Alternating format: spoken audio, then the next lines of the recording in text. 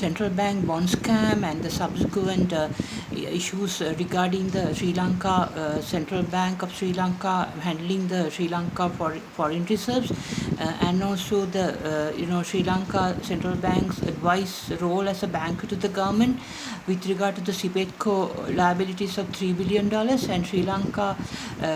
Central Bank's role in advising the government and the commercial banks regarding the requiring the commercial banks to divert a significant amount of their foreign assets as investment to Sri Lanka development bonds. These actually reflects some corrupt central bank employees who are not supporting the politically elected leaders of this country coming from rural areas like Hambantota district, like Prime Minister Mahinda Rajapaksa and President Gotabaya Rajapaksa. But they they think these central bank corrupted employees who are not actually, have nothing to do with the political leaders of this country. They think they belong to the Colombo elite central bank group, and they draw massive benefits as employees with pension, EPF, ETF, every benefit, they are able to withdraw money from through the central bank contacts from the commercial banks for overseas trips, special tourist tour packages to various countries, and even if they can take loans, credit cards if they like. They have access to free tickets to free swimming pools, to free tickets to trains, free medical after retirement till death,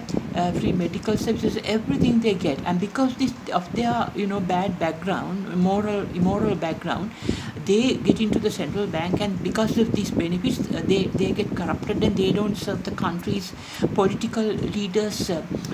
people's elected leaders coming from districts like Hambantota, President Gotabaya Rajapaksa and Mahinda Rajapaksa, who are trying to develop this country's infrastructure. And they all of a sudden, even though they also came originally from these so-called central bankers from the rural areas, because they got into the central bank, they think they know English, and they now they are big people, and they are now Colombo, and they don't think about this country or the political mandate the president and the parliament and the prime minister receive to carry out the economy based on the political mandate. But they go behind US and become like slaves, and they destroy our country. So in that situation, one option is the central bank parliament to separate the Sri Lanka development bond issuance from the central bank, and as I suggested earlier, create Sri Lanka Development Bond Corporation for the Sri Lanka Development Bond matters hereafter. Other option is to parliament now controls the other policy. Now in a macroeconomic development, economic growth and economic development, there are 5 policies. Those are fiscal policy, monetary policy, demand side policy, supply side policy, and the foreign exchange policy. So here now in addition, the next policy will be digital economic policy, and a newest policy which I have invented. So I'll talk about it later. But now the fiscal policy with regard to the taxes and the national budget is under the parliament control of the Prime Minister Mahinda Rajapaksa as the finance minister. But now legally under Monetary Law Act, the monetary policy is under the central bank, since they don't cooperate with the political elected leaders' mandate to carry out the country's balanced economic growth and economic development without a class differentiation, favoring upper groups or middle groups or lower group equally to support everybody, and the middle and the lower group especially, since these corrupted employees don't deal. Second option would be to parliament to amend the Monetary Law Act and take hand over the monetary policy control decisions to a parliamentary select committee appointed by the speaker. That's another option to make sure the political mandate of the people of this country, democratically transferred to the president and the prime minister, is transformed into a monetary policy mandate to this committee, since central bank don't cooperate for this. And the third option would be the central US federal system to open a branch in Sri Lanka to support our US dollar requirements currently urgently. Because it's the US Federal Reserve System that created Sri Lanka Central Bank after all.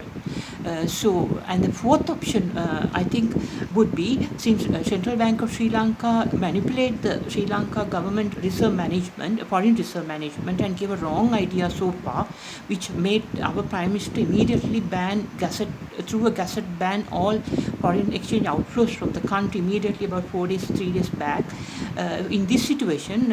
I think the foreign loans now Sri Lanka's lankacnewspaper.com website says the government is planning to get 2.1, I think about 2.6 billion like a loan again. So that must be diverted into a parliamentary select committee of all parties, appointed monitoring policy steering committee hereafter to manage the Sri Lanka foreign reserves and under the control of that committee. Since Central Bank of Sri Lanka misled the government as we see today, due to these clique who are inside the central bank, who are not supporting the political mandate from rural leaders like President and the Prime Minister coming from Hambantota district to carry out the economic development, thinking that their benefits would be compromised as Colombo elite people, and they dislike and hate and anger, jealousy towards the rural people coming up and getting education in English and having good lifestyles.